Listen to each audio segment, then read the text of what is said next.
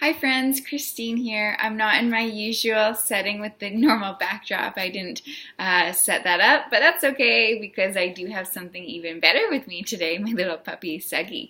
Suggy turned 10 months old just 2 days ago, and he is quite a little cutie pie. So this video is just a real quick one. I wanted to go on a quick rant about how it's important to still go for your so-called far-fetched ideas.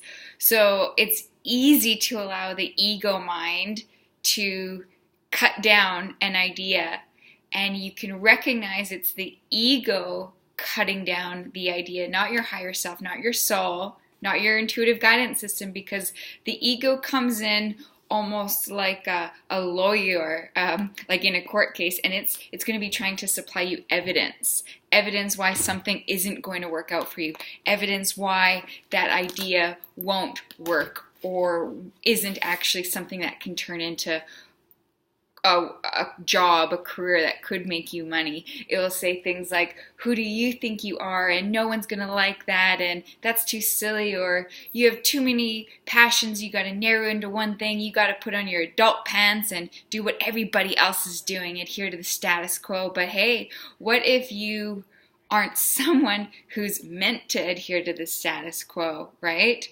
What if you're not meant to blend in with the masses? What if you're an indigo? An indigo is a term you can call someone with personality traits, aspects of them, but also to do with their purpose for incarnating into these human bodies is to be more of a light worker in the work you do, to do something of value and service to humanity. And this doesn't necessarily mean being Mother Teresa. It could just be knowing that your work offers something valuable to the world. Maybe you want to start up your own crystal shop. Maybe you want to get into energy healing, but you're an accountant and you think, how can I do that when I'm doing this? What will people say? What will people think? Will people hire me? You can't give those thoughts attention, because when you give the critical thoughts attention, the thoughts based from the ego that are trying to give you evidence as to why something won't work, you're going to give more momentum and more energy to those outcomes that won't support your far-fetched idea. But if you spend time daydreaming, marinating in evidence of how it could work and why it could work, and sink into the remembrance and the knowing that if it's something you're passionate about and drawn to, and you know it comes from a place of light and love, and it's only to try to give something good to this world, it cannot not be supported by the universe, because the universe source wants to support you. Those ideas, those gifts, those inspiration moments are planted in your heart by the divine, and it's up to you to nourish those seeds and bring them to reality. And I know this to be certain. I have evidence that this works, because if anyone was going to say there's a far-fetched idea that cannot work, and if the ego was going to give evidence to shut it down, it was my circumstance almost 3 years ago, November 15th, 2014, I received the inspired idea while on a road trip. I was entering a windy road late at night in Sedona.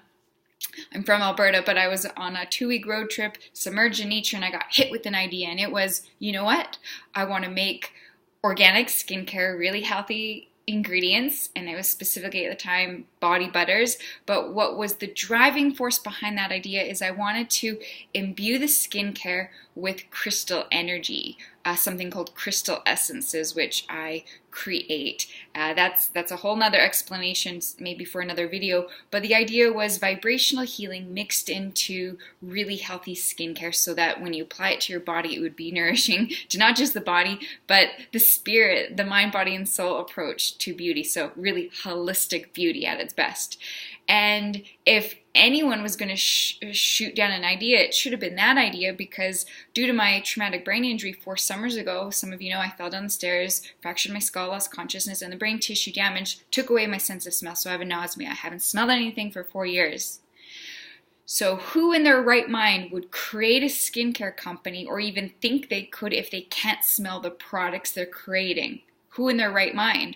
Well, that's evidence that the universe, the divine, will support you no matter how crazy it seems, no matter how far-fetched, no matter how silly or absurd, as long as you're following the call, following the pull, following your passions, following your heart, following those very things that have been planted in you to bring to life. And when you trust that you're being guided, and when you trust that pull is real and you are to go that way, or you are to pick up the phone, or you are to da-da-da-da-da, you will be supported. Another example of this is I had a crazy love affair for crystals. My energetic sensitivity went through the roof after losing my sense of smell, and it was my body's response to have to make up for the loss of one sense with the enhancement of another. And that's where I really became more and more sensitive to energy. I became more and more empathic. And one aspect of that is that I just loved working with crystals. And you might think, well, how can you really make money working with crystals? You know, if a parent was to counsel a 17-year-old, what do you want to do when you grow up? I'm pretty sure the parent would say, let's think of something realistic here. You can't make money working with crystals, but fuck that.